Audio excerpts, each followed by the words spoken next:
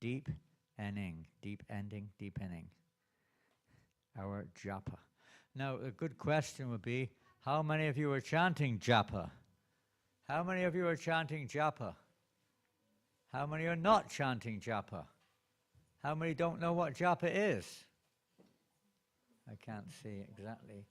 One or two don't know what Japa is. It's chanting Hare Krishna. Generally speaking, Japa, it doesn't have to be Hare Krishna. It can be any meditative mantra. But it's silent. It's generally understood without sound. Japa means without sound. With sound is called kirtan. So in one sense, it's deepening our kirtan. But we call it japa for the sake of definition and because it's a particular part of our devotional practice. We chant on beads. And we have 108 beads, usually made of tulsi, that not always, especially if you're not initiated. And we chant the Mahamantra, the Hare Krishna Mahamantra on the beads, so many times daily. And that is generally termed as japa, japa chanting. And then we have kirtan.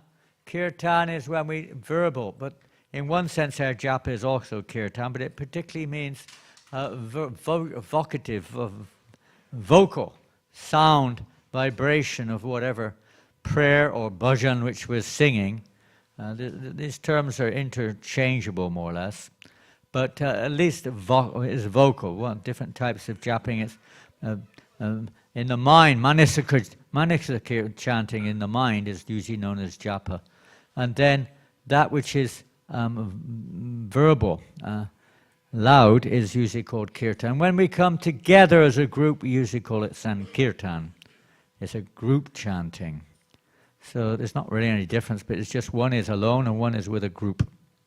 And usually the group is accompanied by musical instruments and other various effects. But tonight we're specifically talking about japa in terms not so much of the strict definition, but in terms of the activity which we define as japa. Our chanting, usually we chant on the beads, and it's for your own hearing, one's own self-purification. It's not really so much for others to hear. They may or may not, but that's not what it's for. It's really for our own hearing. So this evening we're going to chant japa. Before we start, I'd like to chant a little kirtan. Where's the kirtans? Keep moving. Don't sit still. You might fall asleep. If you want to jump up and down, you're welcome. Roll on the ground. That wouldn't be so good. There's not enough room for that. Yeah, don't fall asleep, okay? It's a very common thing when we chant japa is to fall asleep. That's called deepening our japa when you fall asleep. You go into deep sleep, okay? I'm deepening my japa, Prabhu. My head's on the ground and I'm fast asleep. Very deep. Yes.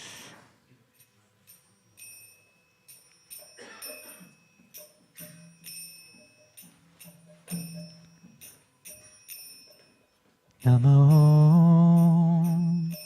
Vishnupadaya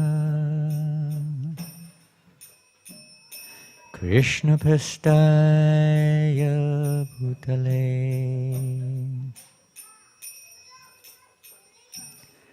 Śrīmate Bhaktivedanta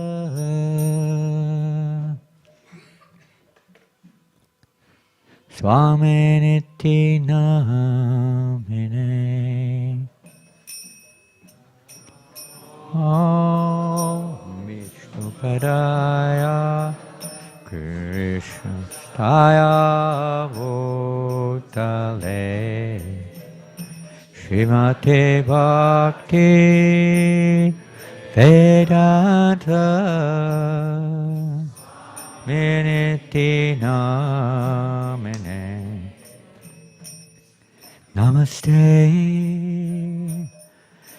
Sarasvati Devi Gauravani Prachadine Nirvasesha Sunyavaridi Pastyacharisatarine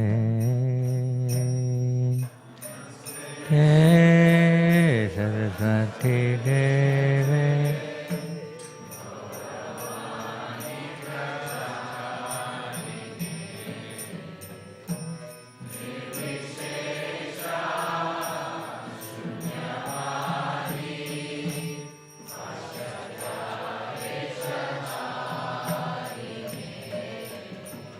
Shri Krishna Chaitanya Prabhu Nityananda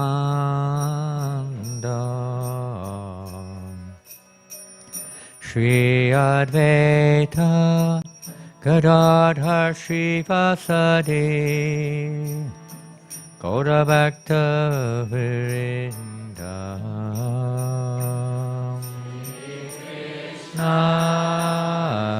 Chaitanya Nityananda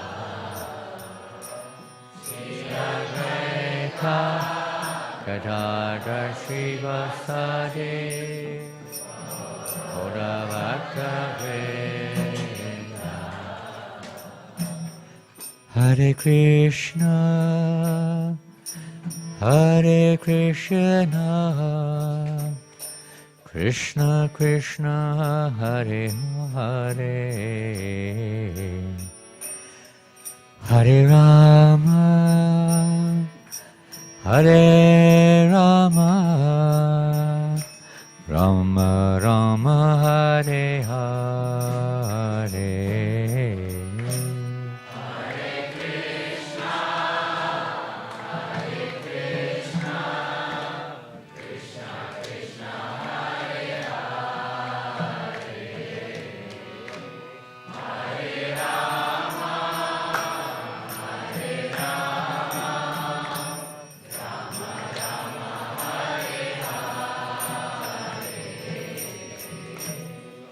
Hare Krishna, Hare Krishna, Krishna Krishna, Hare Hare, Hare Rama, Hare Rama, Rama Rama, Hare Hare.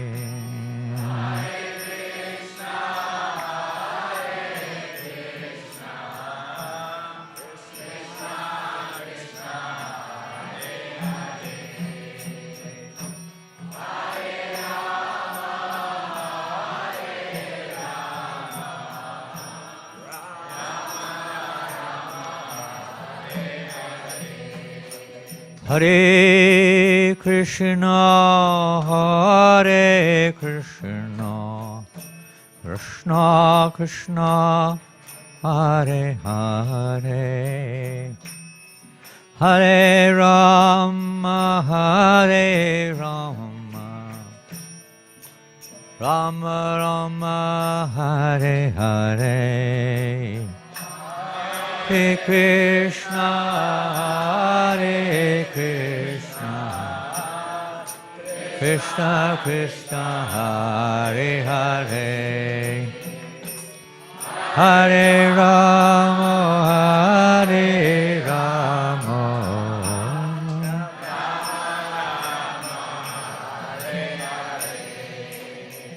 Hare Krishna, Hare Krishna, Krishna Krishna, Hare Hare,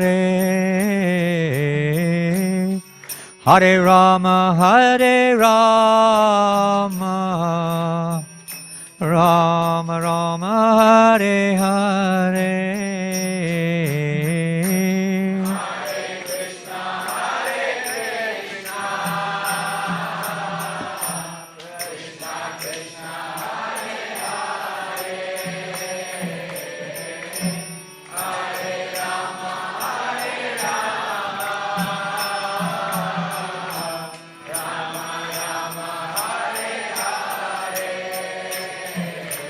Hare Krishna, Krishna Krishna, Hare Hare, Hare Rama, Hare Rama, Rama Rama, Hare Hare, Hare Krishna, Krishna Hare Hare, Hare Rama, Hare Hare, Hare Krishna, Krishna Krishna, Hare Hare, Hare Rama, Hare Rama, Rama Rama, Hare Hare, Hare Krishna, Krishna Krishna, Hare Hare, Hare Rama, Hare Rama, Rama Rama, Hare Hare, Hare Krishna, Krishna Krishna, Hare Hare, Hare Rama, Rama Rama, Hare Hare, Hare Krishna, Krishna Hare Hare, Hare Rama, Rama Rama, Hare Krishna, Krishna Krishna, Hare Hare, Hare Rama, Rama Rama, Hare Hare, Krishna Krishna, Hare Hare, Hare Rama, Hare Krishna, Krishna Krishna, Hare Hare, Hare Rama, Rama Rama, Hare Hare, Krishna Krishna, Hare Hare, Hare Rama, Rama Hare Hare. Go Premanandi, Prabhupada ki jai. Starting to get warm in here.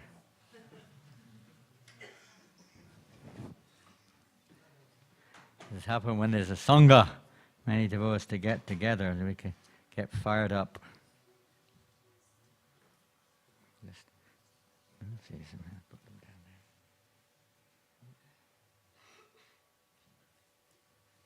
Om Jnana-timirandasya Gyananjana Shalakaya Chakshuramitam Yena Tasmai Shri Gurave Namah Shri Chaitanya Manobhistam Stapitam Yena Bhutale Shrayam Rupa Kadamayam Dadati Svabhadantikam Mukam Koti Vachalam Pangam Langayate Girim Yat Kripa Tamaham Bande Shri Gurun Dinataranam Panchatattvatmakam Krishnam Bhaktarupa Shrupakam Bhaktavataram Bhaktakyam Namami Bhakti Shaktikam Shri Krishna Chaitanya Prabhu Nityananda Shri Advaita Gadadhar Shivasati Gaura Bhaktivinoda Hare Krishna Krishna Krishna Hare Hare Hare Rama,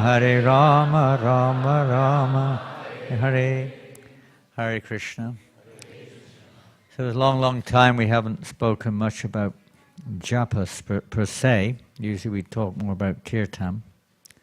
But they're inseparable. They're both essential in our practice of devotion. And possibly some of you are aware of such presentations. You've been to japa retreats and various things. So tonight we're not going to deal much with technique. Usually it's like another session. Techniques of improving our japa. You can hear those many different realizations, statements of Shastra. A little bit we're here, but not much, I think. And devotees also, their experience, and so on. I don't know for sure, we'll see how it goes, but more I think we're going to look at the Sambandha, the basic foundation, and not just the foundation alone, but at least to get the foundation in place, but with an understanding of what the purpose of everything is. What's the purpose of our chanting japa? What's our objective? Not so much, the where's, the how's, the pronunciation, the this, the that, and so many things can be discussed. So I thought we'd start with a little definition of deepening. The word deepening can have a few different meanings, I guess. If we look at, strictly speaking, if we look at, what do we say, material definitions, they're usually quite objective, and not exclusively by any means, but they're not so very deep in their own definition of deepening. Make stronger is the general. I've bunched about 30 or 40 different definitions into one there. Make stronger, it can be termed in many other ways. To make something very stronger, much stronger. To intensify, that could be a good one. More profound, these are common for all their worth. Definitions of deepening, to deepen something. It doesn't usually refer to water as such, but to, practices of life. It can also refer to relationships, more personally speaking. Deepening the relationship, which is a bit closer to what we're looking at here. And deepening the relationship generally includes a deeper commitment. These are material definitions or statements on the subject, which will increase love and trust, you could say, removal of doubt. In our case, increasing of faith, maybe also in the material world too. Your faith in something increases, when you deepen your relationship with it or your commitment towards it. Maybe it should do anyway. A more devotional, more practical one, this is pretty good. A process by which something passes by degrees to a more advanced stage. So that was a pretty good definition. Does it remind you of anything? Here, we'll come to that in a minute. A process by which something passes by degrees, stage by stage, to a more advanced stage, deepening. Nice, huh? And quite a nice definition, I thought, that one. Here from dictionaries. What is our understanding of deepening? I like that. I thought the word deepening is closer to depending. There's only one letter difference. Deepening and depending, isn't it? In one sense, that's what it is. Becoming more dependent. It's a stage of surrender, isn't it? One of the signs of surrender, categories of surrender, is dependence. Dependence on Krishna, of course. Depending. Now, where are we? So, again, I haven't really had any time, not just time, but, a situation where I can put some clear order to this. So, I don't know, I didn't expect so many. I only thought there was about 10 or 11 devotees would be present, so I wasn't expecting anything more than that. Just a few, diehards who had nothing better to do than to sit around here for an hour and a half, wasting your time. You could be chanting, instead of sitting around here, you could be chanting Hare Krishna or do something useful. Mechanical. Is it mechanical? Are we talking about a mechanical process, deepening our japa? I'll go back before you read it. Is it mechanical or not? No? What is it? Pardon? From the where? Inner peace. You want inner peace. Good. We want inner peace. Yeah, that's one of the effects, isn't it? Yeah, it is. But the process, how are we going to do it? Is it mechanical? Okay, somebody said initially it's mechanical. Somebody over here said something like that anyway. Initially it may be mechanical, it doesn't have to be, but it usually is. So it's kind of a yes or no one, isn't it? It is yes, but up to a certain point, and then it's no. But let's see where we're going here. What is our understanding of dependence? Is it mechanical? Yes and no, I guess. And it also depends on our goal, too, doesn't it? Prabhupada writes in the purport in the first canto, revival of the dormant affection of love of Godhead does not depend on the mechanical system of hearing and chanting, but it solely and wholly depends on the causeless mercy of the Lord. So in one sense, that's the root of it all. We want to deepen our japa. We'll come on to that somewhere along the line in a minute, but it ultimately depends on the mercy of the Lord. You can't enter into that realm without His mercy. It's not by our mechanical efforts, not even by our desire, not even by our, intensity or whatever it may be. Of course, that's related, but it's not dependent upon. And I'm going to give a nice example, which is often given in a few moments. Or is this it? Maybe, maybe not. Example of entering into the ocean. Lord Chaitanya Mahaprabhu came to drown us all in the ocean of devotion. We've got to drown in that ocean. It doesn't sound very nice. Generally, we don't like the idea. Maybe I'm Krishna conscious, we're going to have to drown in the ocean, Prabhu. If you take it wrongly, you might head down to the sea right now and one less mouth to feed. But that's not the right way to go about it, I'm afraid. Not at all what Lord Chaitanya wants. That's not what he means. The ocean of devotion is Bhakti Rasamrita. To drown in that ocean, to absorb ourselves deep in that ocean. Deep, deep, deep. In ordinary ocean, example can be seen. This is an example which we've heard. You've heard it before if you've studied any of the Shastras, especially if you've studied Nectar of Devotion, Nectar of Instruction, and so on. You'll have come across this example, but it's always worth reminding ourselves. It's nice, so thank you for giving me the opportunity, at least to think about it. I don't know if I've got anything worth saying tonight, but at least I thought about it a bit today. If we stay on the surface or near the surface, there are a lot of risks involved. I mean, we're talking about a kind of an analogical example here. Obviously, from a material point of view, there are risks if you don't. If you go under the water, there's probably more risks. But when you go very, very deep down into the ocean, there's another thing. We can't do that. But as I say, this isn't an exact expectant that you're going to do this. So when you're on the surface, there are certain dangers. I kind of categorize them. I don't know if they're actually authorized. I didn't see any. I didn't have time to even look anyway.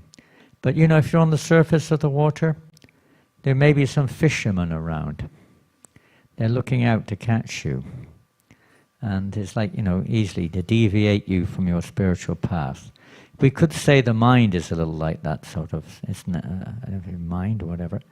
The mind is always taking us away when we're chanting japa, isn't it?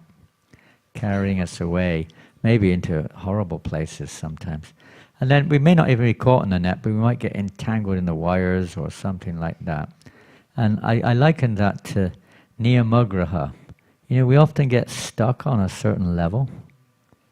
We don't want to go any further. It's likened to Dhenukasura. You've heard of Dhenukasura? Does he live here? Is he nearby? You have him on your farm. I heard one devotee, Prabhu, you're running a farm or something at the back there in the corner? Are you with the farm? Are you something to do with the farm? You have something to do with the farm. Do you have a Dhenukasura there? You have Gomata, it's not. Okay, it's not a Dhenu. No Dhenus there? You have Kamadhenus. Yeah. And the ass-like demon who, doesn't want to advance, doesn't want anyone else to get the fruit, No problem, this is very nice background music. You keep it going, it'll be nice background music. He's taking me seriously, he's actually starting. Niyamagraha, huh? We become very attached to a certain, let's say, stage of yoga or devotion, and we don't let go. Most religions of today are kind of stuck at some level like that, really. They don't see outside the box. They don't want to go further in their surrender or their acceptance. And we are often like that too, And what's the goal of our devotion? We'll come to later on. But it's not just to get stuck at a neophyte stage. Neophyte means beginning stage, or just a mechanical stage of chanting. Just finishing, doing the rounds, reading the right thing, this, that, the other. That has to be done, but we're not. The purpose of that is not to be stuck there anymore. Than the purpose of studying at school is to stay at one level of education, is to go further. So we want to go deeper into the subject, deeper into the practice, deeper into the chanting. Evaporation, that's a really dangerous one. You can easily get evaporated on the surface, which is like merging into the Brahman, the oneness, the peace. Somebody said they want peace. You can get peace like that too. But that's not the only goal. That may be a sub or secondary result of chanting. You may get washed up to the shore. That's a common one. And that means we'll be caught by all kinds of material desires around us. Very easy to get caught. Or we may get tossed around in the high waves and wind, and that means we're having a damned hard time. We're not happy. We're struggling and don't get a taste. It's really difficult to carry on. Or the sharks in the ocean, they can completely devour us, Yes, I don't know what exactly devoured, but whatever. Oil slicks, that was a new one we slid in there. I thought it sort of fitted the role. Social media. Well, I don't think I need to say much more about that.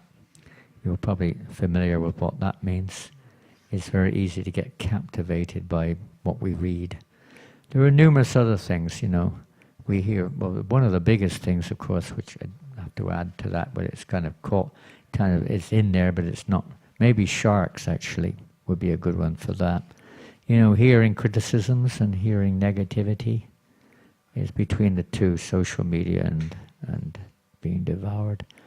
It really is a mad elephant offense, when we hear or we get involved in fault finding, especially when we're not really aware of the situation. We just get captivated by these things, and it devours our taste or our devotion. Very displeasing to the holy name. Very displeasing. When we criticize other devotees, criticize unnecessary anybody. We don't criticize anybody, actually. We may sometimes point things out, but we don't criticize or fault find. Gossip comes in that category. Very common. Completely can devour our devotional progress. And there's light on the surface. There's a lot of sunlight and stuff. You can still see it's a bit like putting ourselves in the center. The whole problem we have in our spiritual lives is we see ourselves in the center, as the enjoyer, as the owner, as the Some nowadays, a lot of people think they're the victim and this and that. All kinds of unfortunate misconceptions about our identity and how we can make spiritual advancement. It's unavoidable for conditioned souls, but for those who are progressing in spiritual life, we want to put Krishna in the center, not ourselves. So if we go down deep in the ocean, materially speaking, we can see, if you go down deep, which obviously you probably, well I say obviously, if you've been in a submarine, you may have gone down deep. Those you can't go down that deep. No light, no sun, no oil slicks, no fishermen, no nets, no shore, no evaporation, no sharks, no waves or wind. Even the sharks don't go down there. It's a kind of another world down there. There are other fishes down there, but different types. So those risks are not there. And that's one of the, it's just a mundane analogy to kind of illustrate our situation when we're still remaining on the surface. In other words, we're still affected by any of those tendencies, those anarthas. There's every risk that we'll be swept away. But if we go deeper and deeper into Krishna consciousness, that means, really speaking, we have to, sambandha means the basic truth, the basic understanding, the knowledge pertaining to the whatever the subject matter is. We may not realize it, but at least we have to know what it is. So let's have a little look at that. In the material world, if someone wants something, he really gives it his all. And gives up all things which get in its way. In the material world, we see people who are really determined to achieve a goal. I was reading something recently, Mahatma Prabhu, who's very, of course, he's very tuned into this particular subject matter, is apparently his main service, Kirtan and Japa. And he was just remembering when his daughter was learning the violin, and he showed her a video of a 12 or 11-year-old girl from somewhere who was expert violin, and they were absolutely stunned how good she was. 11 or 12 years old. Her whole life was focused on becoming an expert violinist. And he said that she was absolutely brilliant. Maybe she got it from a previous life, maybe. But, if you want to do something, practice makes perfect. So person puts all their efforts into it. They work very, very hard. They put everything else aside. They perform austerities. They give up so many things in order to achieve their goals. So obviously in spiritual life, if we really understand the value of chanting the holy names, we'll be willing to give up many things. Obviously we have to live, we have to maintain our families and work and what have you. But we really try to avoid anything which interferes with our objective goal. But if we don't have the goal in mind, sometimes we get lazy and we get really, lethargic and inattentive and so many things. Even we give up sometimes. We have to keep the goal in mind. There's a saying that obstacles are things you see when you lose sight of the goal. When we lose sight of our goal, we can easily, all these other obstacles come in. And knowing what the goal is also includes knowing the path between where we are now and the goal that we're reaching. People, they take great risks. Somebody wants to climb up Mount Everest. Believe me, that's not easy. Has anyone here climbed Mount Everest? No. I don't mean your mattress, which is called Everest. You happily climb onto that one. That's a very easy one to climb up on. But the mountain in Nepal, some of you may be from Nepal, I don't know. Where's Bibek? Where's Bibek? Is he here? Back to Bibek? Where are you? Huh? He's gone on. He's lying on his Everest. Hopefully not. Great risk. I mean, your life is a risk, but they have this goal, reach the top, for God knows what reason. But they have this goal, reach the top of Mount Everest, or K2, or whatever mountain they're into, Annapurna or something. It's like amazing. In Europe, it's Matterhorn. They have this goal. They want to climb to the top of the mountain. They're willing to risk everything. They really, really focus on it. Or somebody who wants to go on a surf. Have you ever been surfing? You have a lot of surf waves here in Melbourne. How many of you are surfers? Come on, tell the truth. How many are surfers? How many are sufferers? There's a lot of sufferers, no surfers. Surfers' paradise. We're going there in a few days. Sufferers' paradise, whatever they call it. And, they take great risks. There's one place, say there was a surfers now, I think it's called Navarro or something in Portugal. I was just there. A couple of years ago. The wave goes up to 30 meters that they hit. The surf wave, can you believe it? The risk is like so high, nobody dares, only a few people. It's so risky, but they're willing to do it, Take great risks. So, not that we have to go that far, that extreme, but it is a bit of a risk, it could be quite, where we're going sometimes, but we have to be willing to take some risk. And then we said, and they don't give up. They're very determined. Devotee has to be determined. Don't expect to get there before you start. They sometimes wear T-shirts. I live, drink, think, eat, walk, talk, etc. For football or rugby or cricket or something. They're mad, crazy. But devotee also, if we're really determined like that to reach our goal. There's a transformation between the material parts. As I say, this is not in a very proper order, but anyway, the subject matter hopefully will have some meaning. Transformation between just mechanical or just doing things. It's like in the 4th chapter of Bhagavad Gita, Prabhupada writes there that it's a transcendental, how to come to transcendental platform, Divyagam. how to come to that transcendental platform. We all know the key is, of course, having a connection with the spiritual master. But aside from that, many processes are given in the 4th chapter, and Prabhupada writes how unless they come to the goal, which is, of course, connecting with Krishna, they remain simply material activities. Charity, welfare, austerities, study the scriptures, Brahmacharya, and so on and so forth. They just remain mechanical or materialistic activities. There's nothing ultimate value in one sense. They must make that connection with the Supreme. So devotee also, you have to remember that. That's important. So this is the one verse. You could think of many. I just quickly thought of one. Tasmatsaveshu kaleshu mamanushu yujicharmi apita monobhari mame vaishishya shangshya. In the 8th chapter, text 7 of the Bhagavad Gita. And those who studied the Bhakti Shastra, you will know this verse back to front. Therefore, Arjuna, you should always think of me in the form of Krishna. Same time, carry out your prescribed duty of fighting, in this case. With your activities dedicated to me and your mind and intelligence fixed on me, you will attain me without a doubt. In other words, being conscious. Prabhupada says, first be conscious and then Krishna conscious. When we're chanting Japa, we should be conscious of what we're doing. We're not just mechanically finishing a bunch of rounds so we get a green tick on the book, or we get, the temple approval to get a Diksha initiation or something. It's a conscious activity. It's not just trying to focus our, mechanics on the sound. It's much more than that. It's very, very deep, which we'll come to in a minute. In the 18th chapter, we also see Krishna in different ways reminding us that though engaged in all kinds of activities, my pure devotee under my protection reaches the eternal imperishable abode by my grace.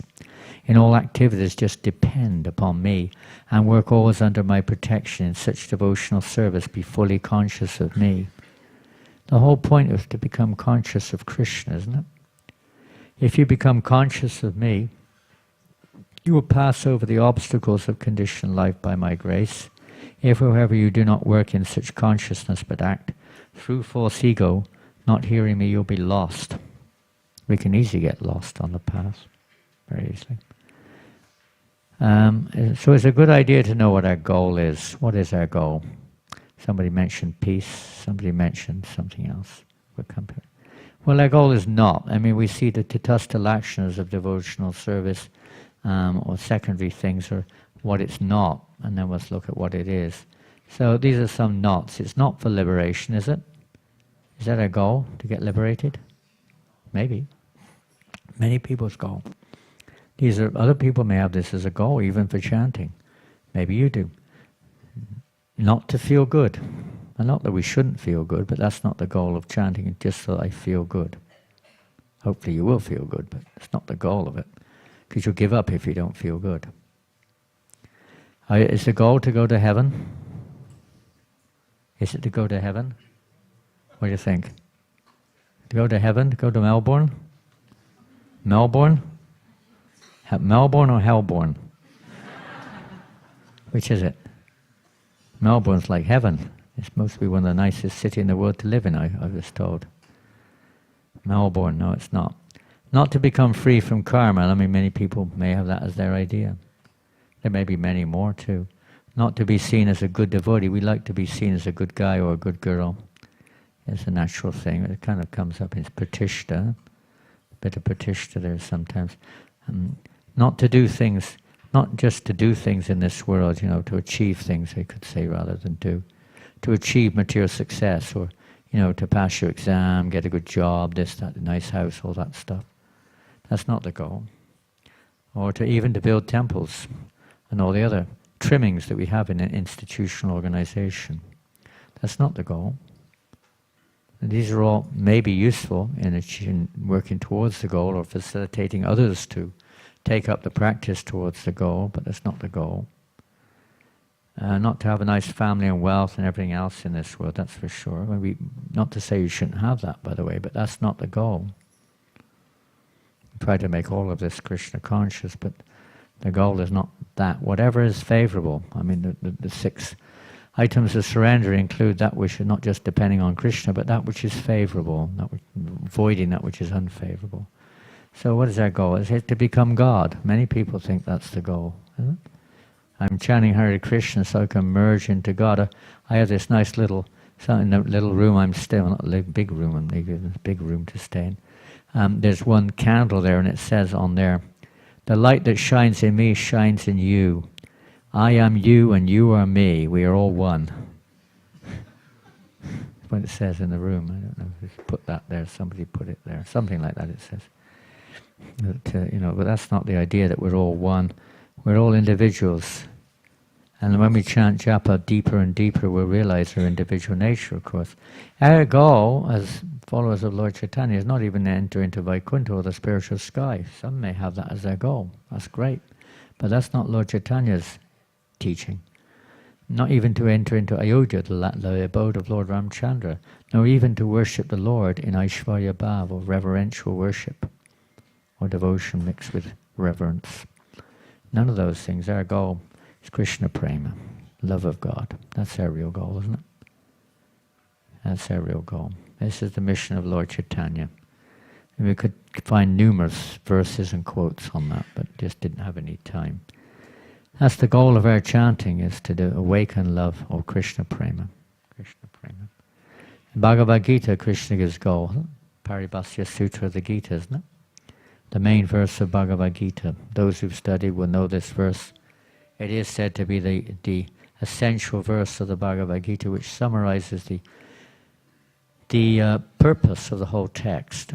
Manmano bhava bhakto madhyaji mam namaskru mame vaishasi satyang te pratijane priyosi. May have to excuse there's no diacritic marks.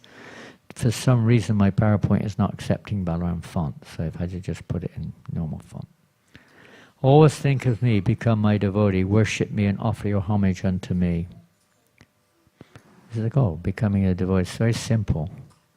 Very simple. You don't find anyone in the spiritual world sitting around with japa bags. Prabhu, I'm sorry I can't boil the milk, I've got to finish my rounds. I can't sweep the kunj, I've got to finish my japa. It's a Kaddashi, I've got to chant an extra 64 rounds today. So don't ask me to do any service for Krishna today, please. There's none of that, devotees like sitting. That's our goal, to reach that spiritual platform. Not just to stay mechanics in the practice, but that has to be there, as one devotee said earlier. I promise you this, you'll come to me. You'll reach that platform. It's a promise of Krishna. But we practice this. And chanting is the recommended means, of course, of remembering Krishna, but we should bear in mind it is also meant that we do remember that this is Krishna, is not different from Krishna. Nama Chintamani Krishna's Chaitanya Rasa Vigra. The name is Krishna, it's not a name of Krishna. It is also a name, you could say, of God, but it's also God. It's both sadhya, sadhana, which means practice, and sadhya, which means the objective goal, the chanting.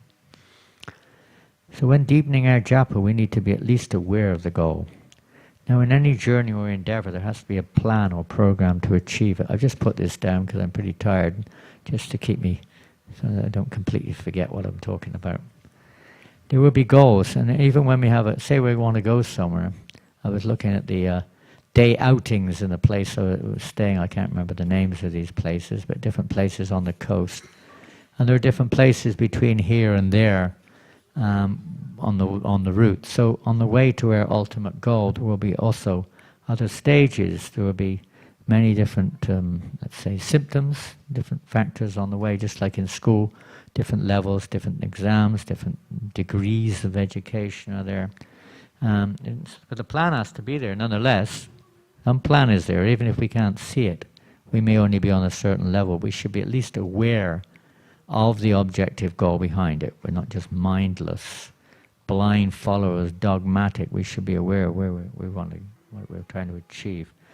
Let's see, what type of goals could be there on the way? Well, I guess in the path of Vaidhi Sadhana Bhakti there are many goals. What goals would you have in chanting japa at this stage? We've kind of briefly mentioned our ultimate goal, Krishna Prema, but at the stage which we're at, what goal would you have?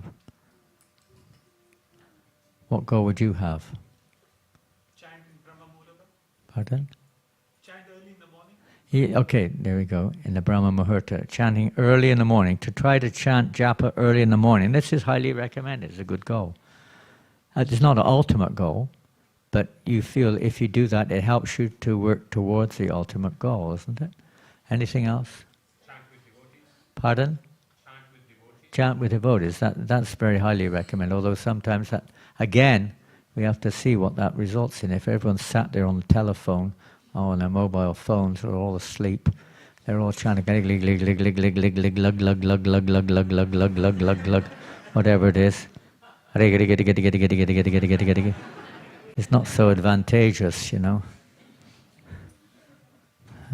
Suddenly doing everything else. Someone's always coming and talking to you all the time. As soon as you chant japa, the temple commander comes, Prabhu, I need you. We need someone to cut the vegetables, you know. And you don't feel like coming in. Every time you come, you end up in the kitchen cutting vegetables or going to the market or going on the altar to address the deities or something. But I'm sure you don't get that here. Hopefully you're a bit more organized than that. What's going on? Oh my goodness, someone's attacked me. How did that happen? Huh? Did I scratch it, did I? Really, I never even noticed. Isn't that amazing? I scratched it. And blood's coming out, right? I couldn't even see it under the surface. We can't see what's under the surface until it comes out. Yeah. Anything else? Yeah, well, that's a big one, isn't it? That's kind of what we're... I suppose at this stage, when we say deepening our japa, chanting with focus, whatever it takes to help us chant with focus, isn't it? We say to focus, to gather all our thoughts and focus on the sound of the holy name. Now that's a really important point and a really important aspect. We forget it sometimes. We mechanically just finish a so-called 16 or 4 or 8 or 12 or whatever we're chanting rounds, and we forget, you know, what are we doing here? We're associating with Radha and Krishna. We're trying to focus. We accept that we have very little time to get into any of these points, but we accept that the name is Krishna himself. I've got a good idea. You give me that tissue paper. It doesn't look very good. And I think we need to call the ambulance immediately. This needs a blood transfusion if any more comes out of there. I've only got 2 grams of blood in my body, so half a gram's already come out. Yeah. Where's the doctor? Urgent case of... Oh my goodness. Huh? I don't understand what's going on here. But, that's not unusual. Let's move on. We don't have much time, but that's so important. Focusing, choose the right place, the right time. I mean, I said I wasn't going to get into all these techniques, so we're not going to go there, but this is really important. In other words, we need to have, and another way of, I mean, this is out of place, isn't it? We need to have some bandhagyan. We need to have a general foundation of what are we, where are we now, and where are we trying to go to, and what it takes to get there. And then it'll be more effective if we have that knowledge. And abhideya, the practice, I think it can easily lead to prayojana, the ultimate goal. Here it goes. Whew.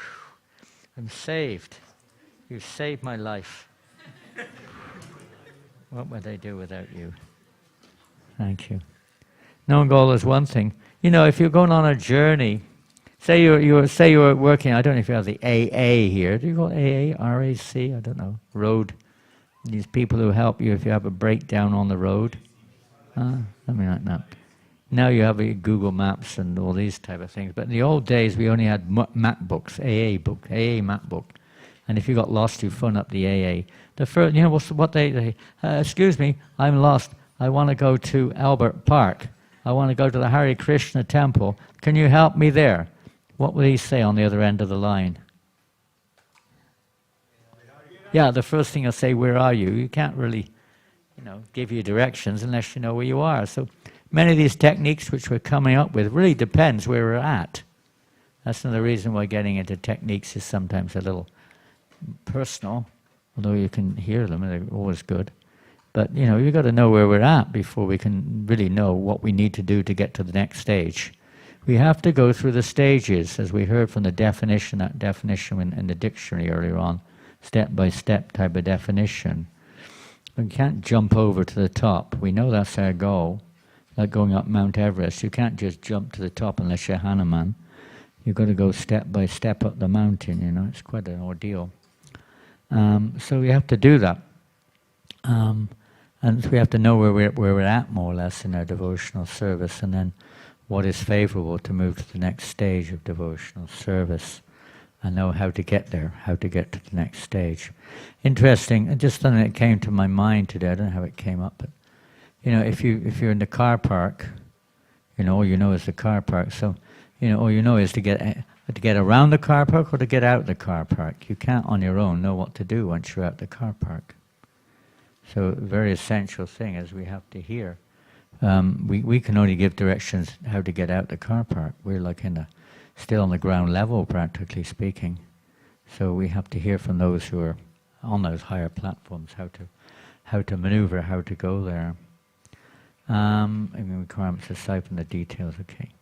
So here's some interesting things which are, again, just not just coming up, but there are things which we hear again and again, I guess. One of the primary things, if you want to go deeper in your japa, as we say, or deeper in your Krishna consciousness, take japa as the subject or the branch of devotion we're talking of here. If you want to go deeper, you have to want to go deeper. It won't happen otherwise. You don't go in unless you want to. I'm sure many of you had that experience. I used to hate going into the swimming pool. School used to try to push you in, you know, you had to jump in. I hate it. I would scream and cry when I was a little kid. They pushed me in, you know. Ah! I didn't want to go in because I was forced by the teacher, but didn't want to. But if you want to go deep into Krishna consciousness or into japa, you have to think, do I really want to? Do I want to get the cake without, you know, having to go through the process of making it? You know, do I really want to go in there? Am I willing to do that which is necessary? We have to see. Maybe we're not, so we have to take it from where we're at. And ask, we have to ask sincerely, if we want to go in. What do they say in the Bible? He who asks, you'll get, or something. What's that saying? I've forgotten. Something in the Bible like that. Huh? Seek and you will find. Okay, similar thing. But you know, if you don't make the effort, you won't find it. You know, Krishna, anything can happen, but that's generally the case. So we have to be sincere. Many times, I got prayer down here, some I'll say it now, but many times we make a prayer, but we don't mean it sincerely. You know, it's only half kind of prayer, mechanical prayer. We do that with chanting Hare Krishna. After all, we're asking for pure devotional service when we chant. But whether we really want it is another thing. Hearing from the right source is obvious. That's a basic premise of our practice. And following carefully what we hear. Prabhupada said quite a few times that, you know, if you want to really go deeper into japa, you have to follow the process. There's a step-by-step process to follow. Stages of progress from Shraddha. Well, this is the verse we were talking about earlier, which seemed to be a little bit in line with that definition from the dictionary there. And I think you are all familiar with this, and if you could see it. Yeah, Ado Shraddha Tata Sadhu Sangota Bhajana Kriya. In the beginning, one must have a preliminary desire for self-realization. There has to be some desire there. This will bring one to the stage of trying to associate. So that desire, we come into the association of persons who are spiritually elevated. In the next stage, one becomes initiated. Well, in between, there's sort of an activity where we hear from those persons, and then they engage us in some kinds of services. We gradually develop faith. It's correlating with our development of faith. In the next stage, one becomes initiated by an elevated spiritual master, and under his instruction, the neophyte devotee begins. In our movement, we do devotional service before. Generally, in Vedic times or whatever, you get initiated, then you get your service. You're in a society which facilitates this. We're not. So in our present day and age, there's no facilitating from the general society at all on the path towards prema. Everything's just material. So this practice before has to be there because there's no foundation there. We're just coming without any proper foundation. So practicing devotional activities and following different principles is there before initiation. And then generally after initiation, then they would get their bhajan or their specific service. We're a different situation. We're an institution which provides that. It's not so much the Guru directly giving it, but that was traditional like that. And when the neophyte devotee begins, by execution of devotional service under the guidance of the spiritual master, one becomes free from all material attachments. The biggest problem we face probably is our attachment to the material things. It's probably the biggest thing. We're all attached to so many things, and that's what's holding us back. We can't go deeper. It's like the wedding party. They couldn't reach the destination because they still had their anchor in the ground. They're rowing all night long. We still have our anchors in the ground. That's slowing us down. Well, what can we do in that regards? Well, we have to take our anchor out of the ground. Not much choice. Sooner or later. There's a way of doing that without, let's say, separating oneself from one's responsibilities. We all know that, those who are practicing regularly at least. But it's pretty hard to take those anchors out. Even the external ones are hard enough, the internal ones are really hard. Our internal, the subtle ones. We're so attached to name, fame, prestige, or knowledge, or being recognized, and all these different things. Very attached. You'd be surprised how attached we are. When somebody says something which offends us, just see how we respond. Something which we don't, against us or something. The tendency is we defend ourselves. As soon as we start defending ourselves, we know that we're still on the platform of false ego. We're still affected by these subtle attachments. Misidentifications could be another word. We're still identifying ourselves with the body or the mind. And that's, it's an anartha. The major anartha is to identify the body or be attached to the body for the sake of it, not to use it in Krishna's service. Absolute personality of Godhead. Become free of all material attachment, and then you attain steadiness. This is the stages, for bhajana, kriya, anartha, nivritti, nishta, ruchi or shakti, then on like that, the different stages of devotion. And then you acquire a taste, a ruchi, for hearing, taste for hearing. This is mentioned in guidelines. These things are important. You can't just chant japa. Everything else is important too. How we behave with devotees, our inclination for practical service, our submissive attitude, many other things, our cleanliness, so many things are important to facilitate the entering deeper into japa. You can't just do it on its own. If you're a transcendentalist, you're naturally already there, but for those who are conditioned souls, we have to, change our conditioning. We have to facilitate that. Certain things must be there. The taste leads one further to attachment, Shakti, for Krishna consciousness, which when mature turns into actual bhava, which is the beginning of actual love, real love of God. That goes beyond practice. The bhava stage is an awakening of one's natural constitutional tendencies, ecstatic symptoms, attraction to the Lord in certain ways. And then ultimately prema, the highest perfectional stage of life. So there's a few more. Pray and recite prayers is a good one. Reciting devotional prayers or notable prayers is also very valuable. Very valuable. Choose some wonderful prayers. We don't have time to go into that tonight. Choose some nice prayers. And you can say your own heartfelt prayers as well. If they're, they should be author in the proper line, so to speak. But reciting notable prayers of great devotees who are praying, Haridas Thakur or others, and Prabhupada mentioned certain prayers which we should pray when we're chanting Hare Krishna to help us to become more deeper in our chanting. You have to be a bit patient as well. Don't expect it immediately. Many times we hear this from Rupa Goswami, from Prabhupada, so many. Patience and enthusiasm both must go side by side. You have to be enthusiastic as well. Without enthusiasm, we're not going to get anywhere. Determination is slightly different than enthusiasm. We never stop, no matter what. We're going to carry on. We're determined. Determined, the word itself means not to terminate. Don't stop. Faith, yeah, of course we have to cultivate, or faith is developed by association generally and by experience. And be courageous. Courage.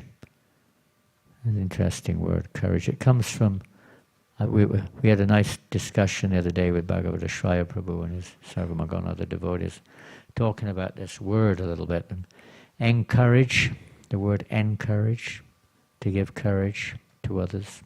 To discourage means to take away their courage or their inclination. Don't discourage people, encourage them. Every single living entity has this opportunity. We have to encourage them, whatever stage they're on, like you encourage your kids. It comes from the French word. Where's Dear Nishinga? Dear Nishinga, are you here? Are you here? Dear Nishinga, there he is. This word courage comes from the French word. Tell us why it comes from the French word. What does that mean?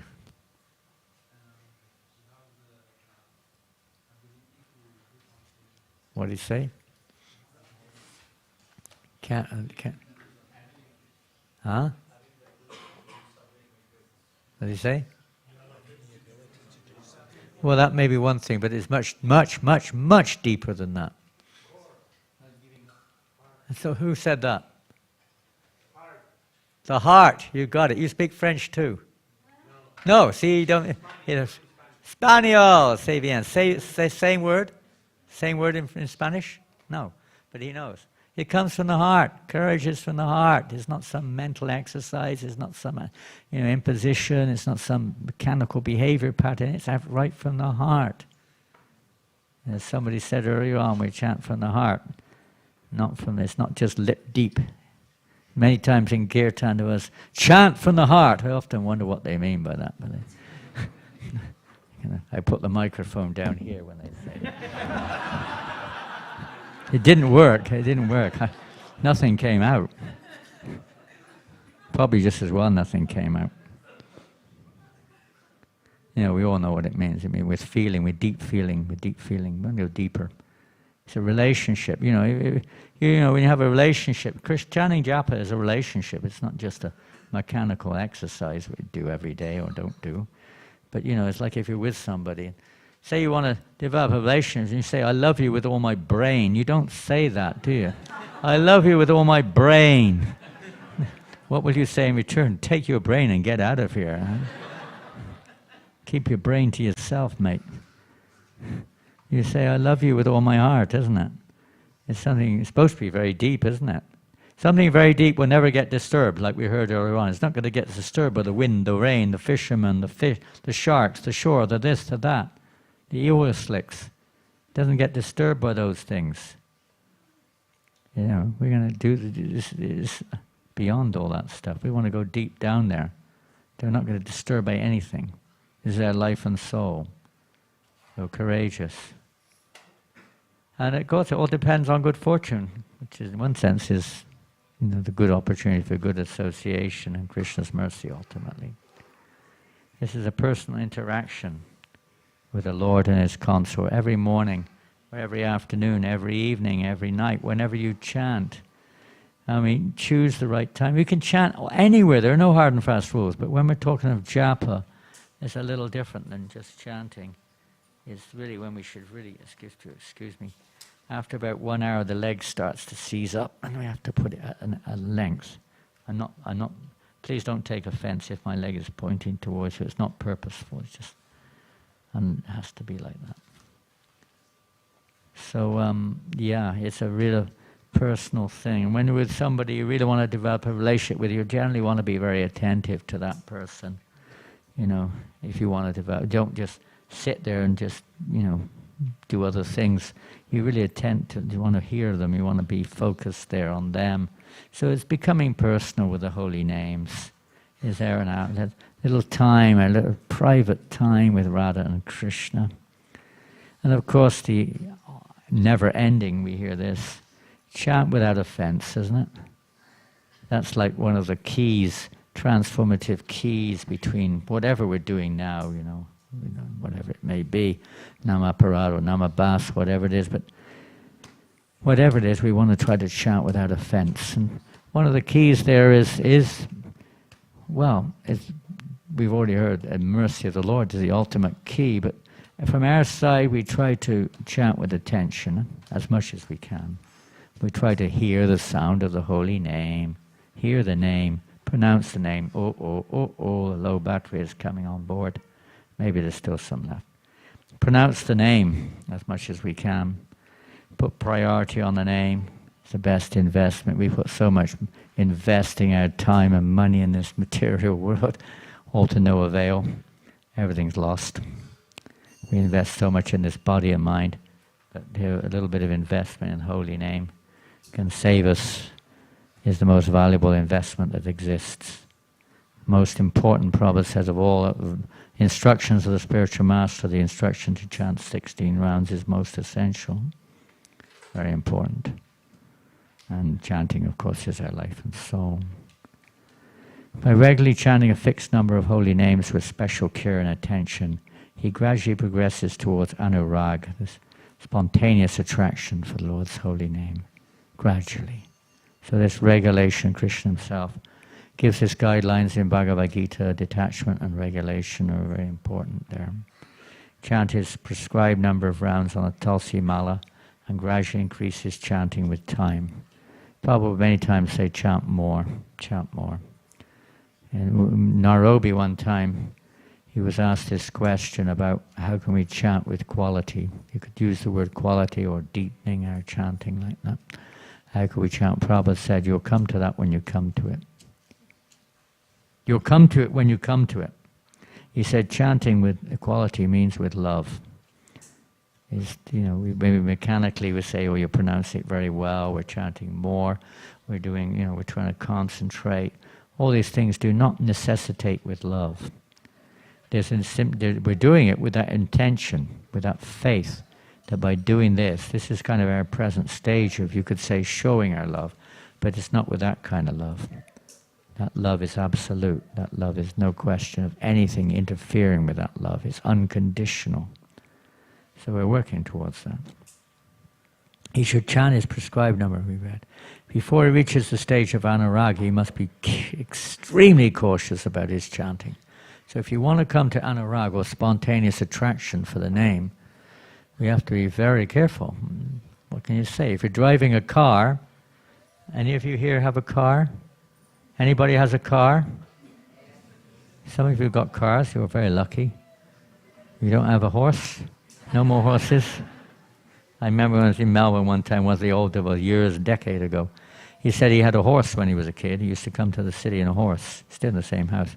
It took him 60 minutes to get here on the horse. He said, it's really good now I've got a car, it only takes 1 hour. It was 60 minutes before, now it's only 1 hour. It's pretty good, huh? It cost him $50 a day parking and petrol and whatever fines. Do horses get fined if they go through the traffic lights? I'm not sure. They didn't have in those days. Grass everywhere. We created a marvelous society. So extremely cautious, be careful. Okay, here's one very, very, very important point mentioned here by Bhaktisiddhanta Maharaj. Simple serving the master devotees with love and devotion, our taste for chanting the holy names will increase. And automatically, if we have the taste, we want to chant, we want to go there, we want to be there, we want to focus, and we will be qualified to chant the holy names. Serving the devotees with love and devotion is so important. And in other words, true humility means to develop a taste for chanting and to become a true servant of the holy name, putting it the other way around. Really, Lord Chaitanya has given the symptom. The secret of chanting Hare Krishna is very simply contained in the 6 Shastakam prayers, Trinadapi, Sunichenor, Doropi, Krishna specifically. And that's what's being mentioned here. To become humble, tolerant, respectful for others. You can't. Krishna will not allow you to come deeper. It's not a mechanical thing. He's not going to let you in there if you don't have this attitude, is he? He's not going to allow it. It's not a mechanical imposition. It's when Krishna's pleased, he lets us into those deeper levels. We just try our best. But service to the devotees, service to Guru and to the Vaishnavas is the gateway through which we develop such taste. Give up your duplicity. Always remember, I am a servant of Guru and Krishna, and show compassion to others. So preaching, giving to others, don't be a miser. Miser means you'll become miserable. Miserable.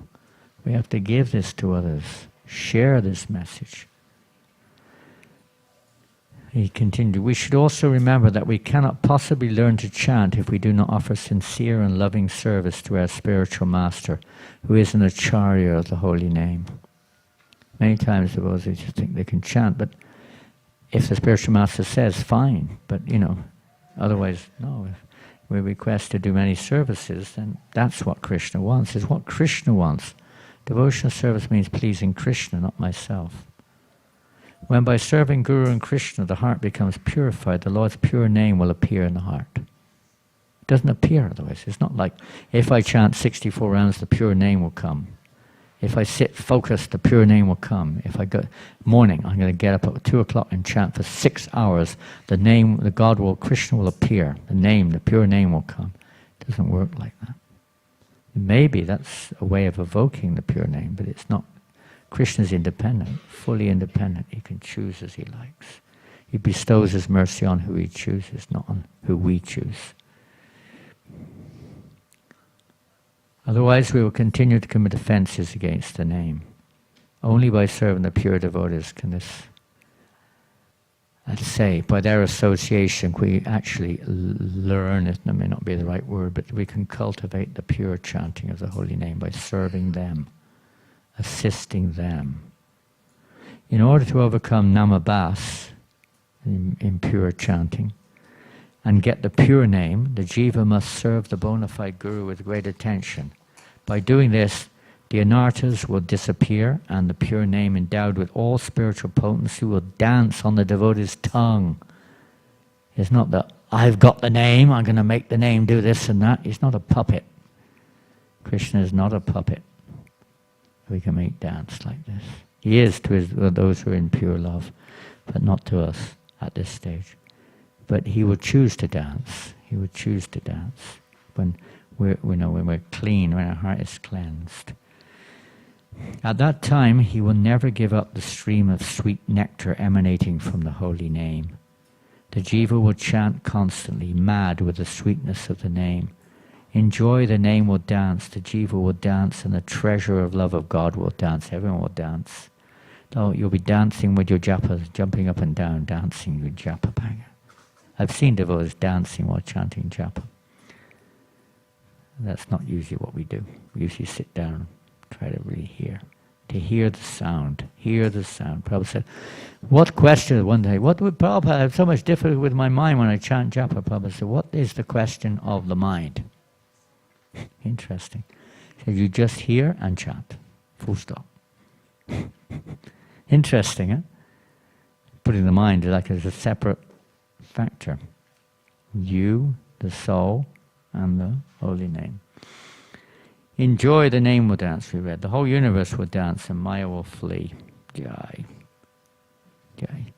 Jiva Goswami gives this in direction. Chanting the holy name is the chief means of attaining love of Godhead. This chanting or devotional service does not depend on any paraphernalia, nor on one's having taken birth in a good family. By humility and meekness, one attracts the attention of Krishna. Humility and meekness, so important. That is the verdict of all the Vedas. We're not the controller, we're the servant of the controller. Therefore, if one becomes very humble and meek, he can easily attain the lotus feet of Krishna in this age of Kali. That is the fulfillment of all great sacrifices, penances, and austerities. Because when one achieves ecstatic love of Godhead, he attains the complete perfection of life. Therefore, whatever one does in executing devotional service must be accompanied by the chanting of the holy name of the Lord.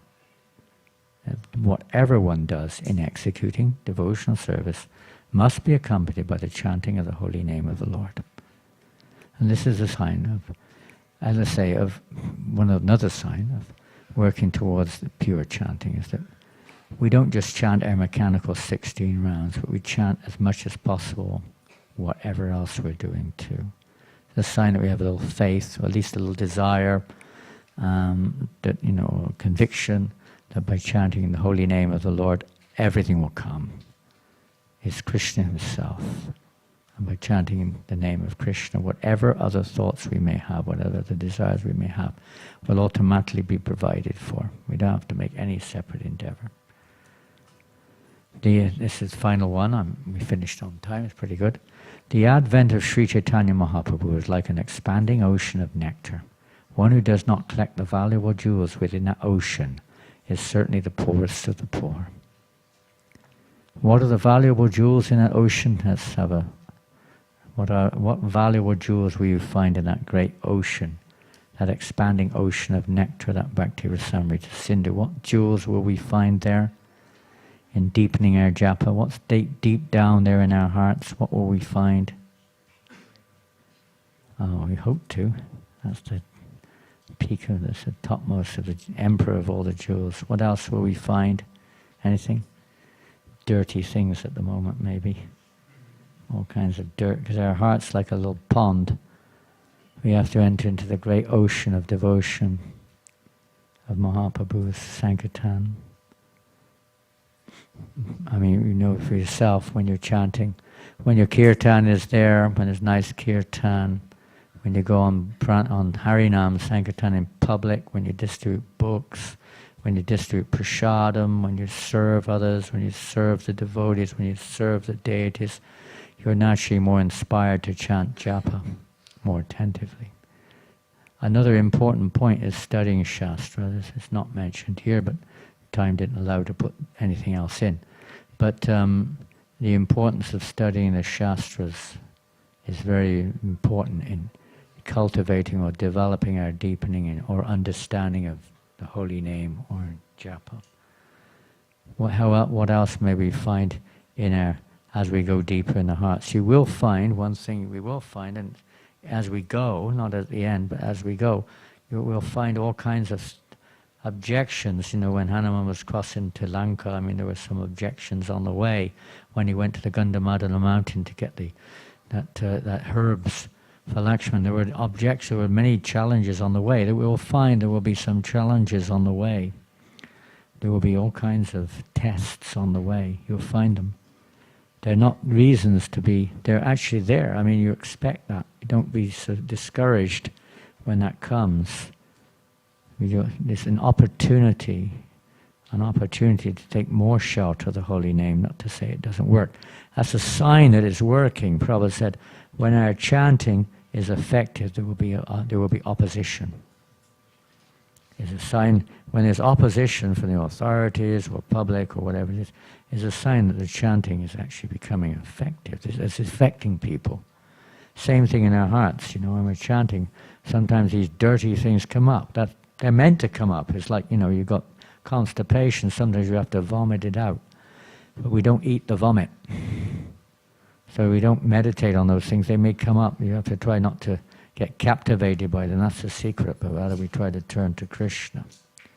That's a sign we're going deeper. Well, it can be. It doesn't. Generally it is. Something's happening at least.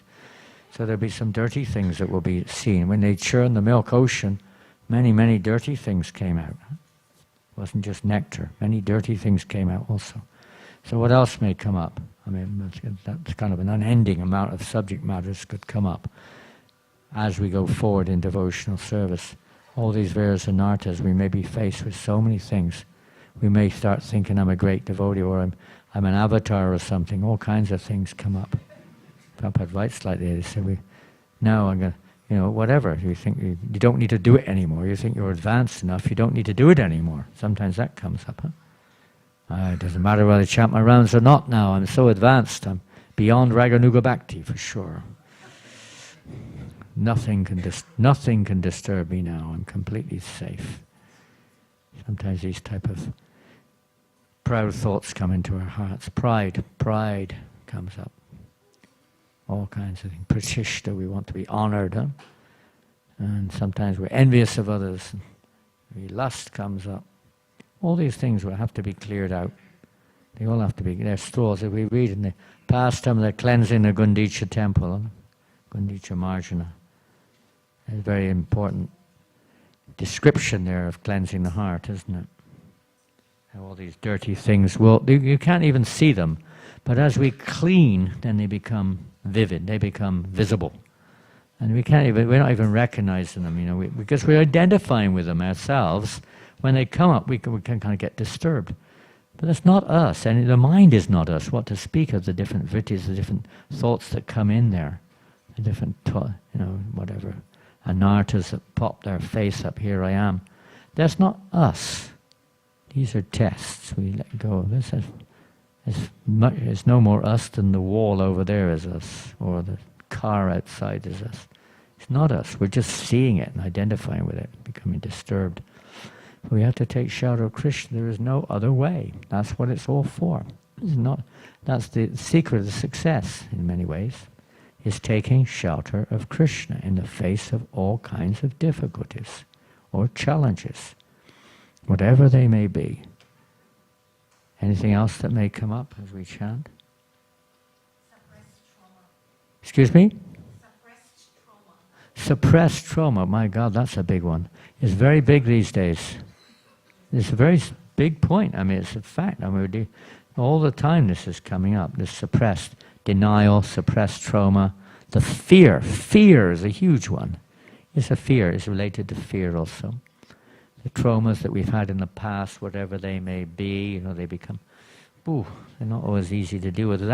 Many of these things we do need some other help too. It's like, we're trying to walk, but we've got a broken leg. You need a crutch to help you walk, or somebody to help you walk. We also need help there sometimes. The Shastras are there. We can read, but we need help. Everything's, I was just reading this afternoon, it's not related to this, another subject. But everything's there in the Shastra. But we need help to see it. And if you want to go deep into the Shastra, the Prabhupada's written everything, but to go deeper, that's another thing. We're just learning things on the surface is good, but it's not enough. We have to know how to utilize it properly, how to go deep in, get out all these anartas, cleanse them out. Same thing with Japa, or same thing with any subject, any devotional practice. We have to go deeper. Consciousness, be conscious. Our consciousness is not so much what we do, but the consciousness in which we do it. That's the secret. Whatever service. So traumas, but that's such a big subject. In many ways, we're all suffering from traumas, depending how you define a trauma. Everyone's got, issues in the past or different incidents. It's just a matter of degree, really, how much it affects our approach or our perception of the world or ourselves. It's the perception that has to change, not the world. And you can't do anything about the trauma in the past, but our perception of it and our present effect of that must be changed. Otherwise it'll hold us back. Many holdbacks are there. We have to let go somehow or another in a positive way, in a learning way, in a positive way. It's very important, not in a negative way. That will only lead to another trauma. Positive. That leads to fear. So much fear is there within us, which comes up too. We're always afraid of the unknown. Huh? Again, this association is really important for helping us there. And many factors involved. Anything else? A few seconds left. Anything else? Any points, comments, questions? Memories of past life. Pardon? Memories of past life. Memories, Memories. you're a person who has a lot of inner, let's say, vision there. Most of us are so dull, we don't even remember this life, what to speak of the last life.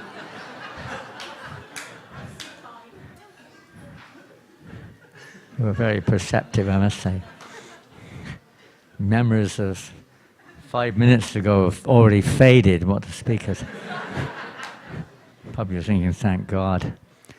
But what to do, yes, maybe, that may have flashbacks of whatever. You can't guarantee or ascertain that. You may be convinced it is or not, but obviously they're affecting us. That's how the whole cycle of karma works. We are a result of many, many lifetimes of connection in this world, in different bodies, which have resulted in our present situation. So wherever it's coming from, those thoughts may come to us, this life, past life, or whatever life, even future lives is possible. But whatever it is, these things haunt us. It's like we're being haunted sometimes by all these things. So again, the secret is the same, ultimately speaking. You may need a little crutch to help you along the line, but ultimately you have to take shelter of Krishna. There's no other shelter. Everything else is temporary. Anything else?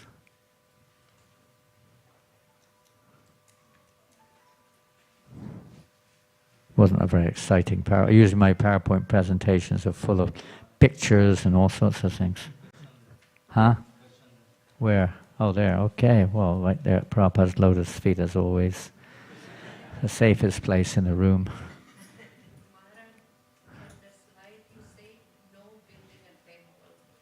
No building of temples. No, we never said that. We said... Don't quote me wrongly there, please.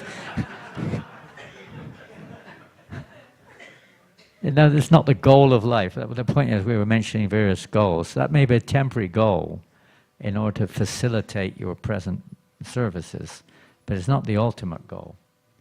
It's not the ultimate goal. And the ultimate goal is Krishna Prema. It doesn't depend on temples or anything, books, nothing. It depends simply on your surrender or your love for Krishna. That sounds like the conch is blowing. It sounds like it's time to pack up. And just in time, I think the battery is just about to conk out. We got a couple of percent left. I think I can't read it, but there's very little left. Srila Prabhupada ki jai. Harinam Sankirtan ki jai. Hare Krishna Mahamantra ki jai. Gaura Premanandi. Hare Hare.